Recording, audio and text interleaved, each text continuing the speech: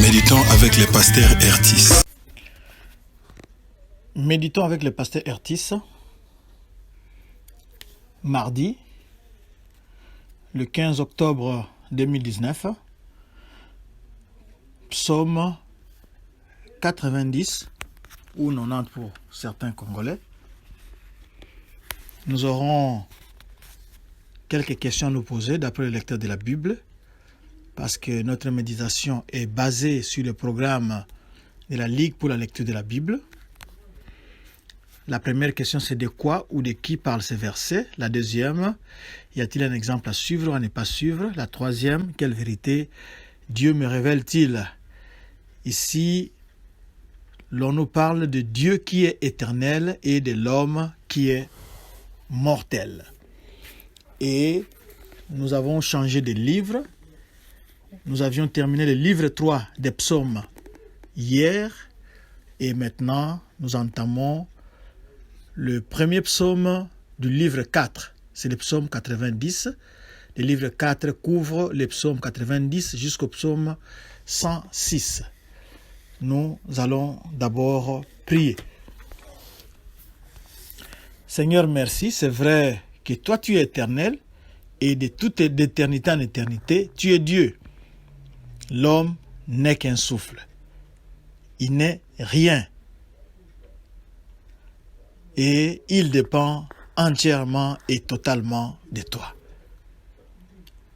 Bénis ce moment de méditation. Parle à tout un chacun par le Saint-Esprit. Au nom de Jésus-Christ. Amen. Nous commençons au premier verset. Prière de Moïse, homme de Dieu. Seigneur, tu as été pour nous un refuge. Donc nous savons ici qui est l'auteur de ces psaumes. C'est les psaumes de Moïse. Comme vous avez pu le constater, c'est peut-être abusivement que nous appelons les livres des psaumes comme étant les psaumes de David, parce que nous avons vu les fils de Corée étant les Israélites. Maintenant, il y a Moïse, il y a lui-même David. Donc, il y a plusieurs auteurs dans les livres de psaumes. Au verset 4, le verset 4, on nous dit ceci. Car 1000 ans sont à tes yeux comme les jours d'hier, quand il n'est plus, et comme une veille de la nuit.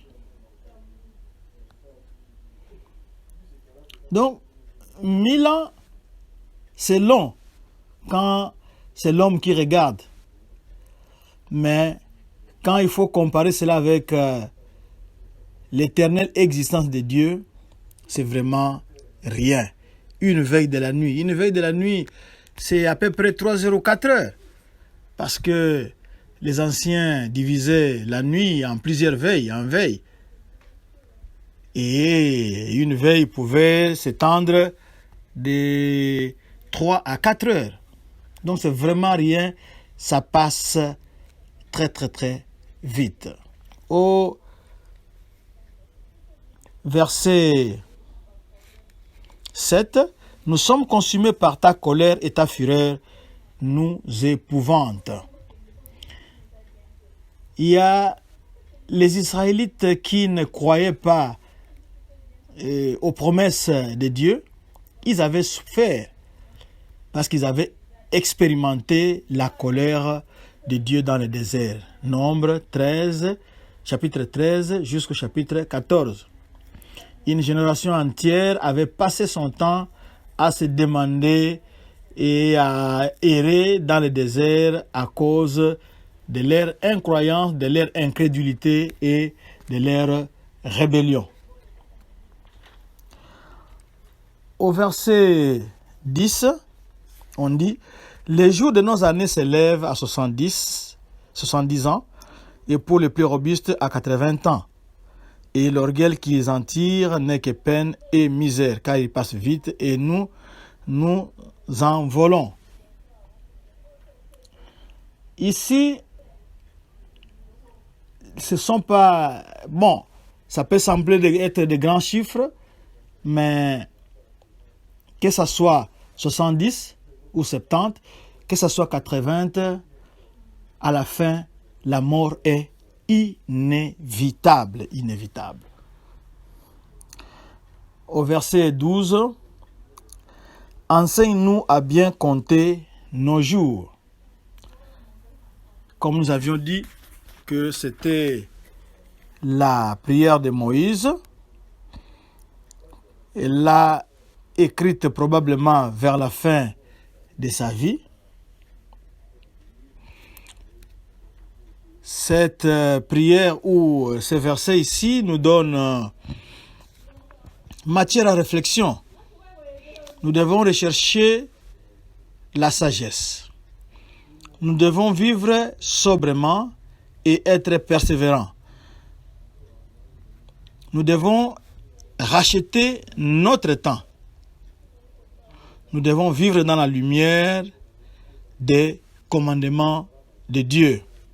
Parce que même si la vie est difficile, et très souvent très difficile, mais la vie vaut la peine d'être vécue.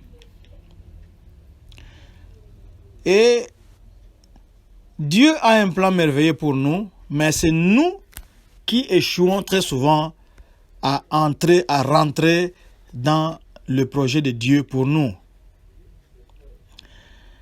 Ce que nous devons aussi retenir, c'est que nous sommes aimés par le Dieu Tout-Puissant.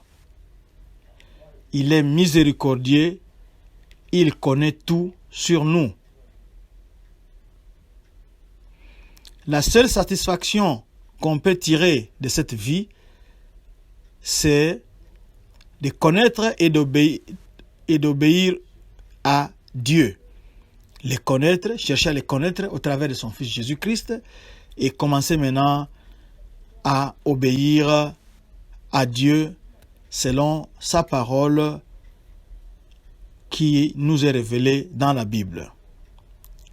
Nous pouvons aussi servir Dieu entièrement parce que notre temps ici sur terre est très bref.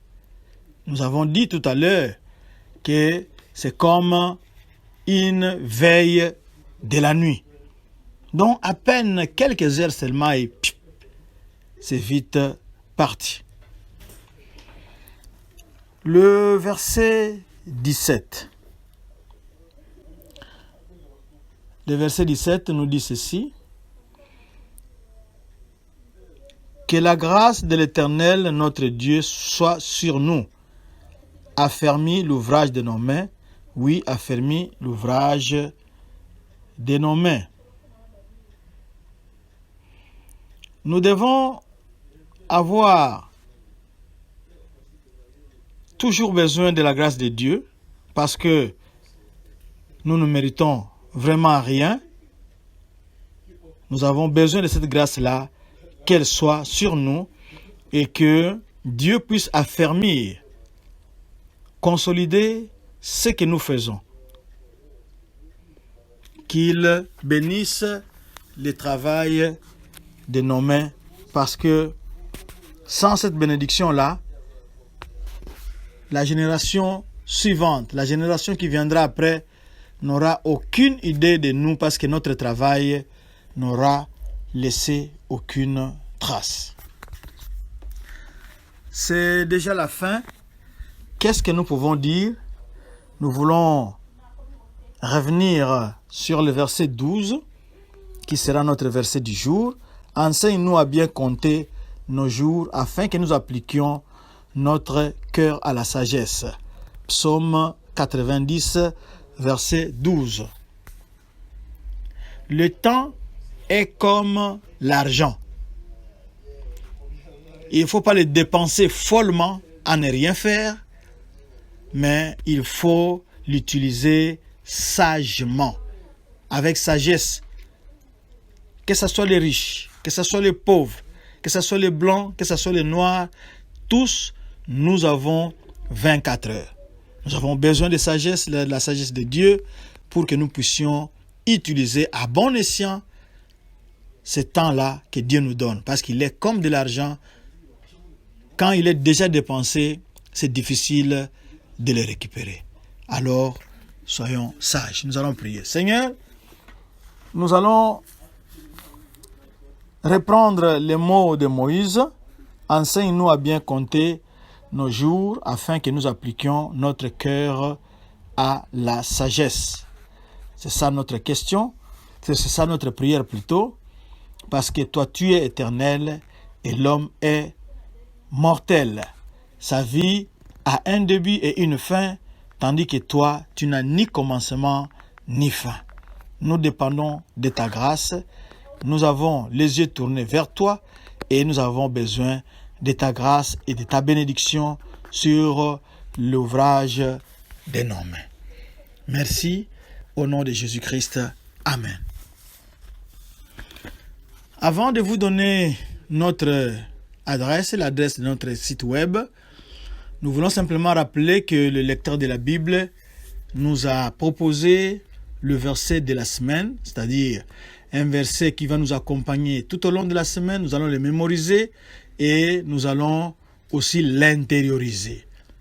C'est Amos, chapitre 4, verset 12. Prépare-toi à la rencontre de ton Dieu, ô Israël. Merci. Notre adresse www.églisedoxadeo.com. Si vous voulez retrouver cette méditation, cliquez dans les sermons, ensuite allez dans le blog. Que Dieu vous bénisse.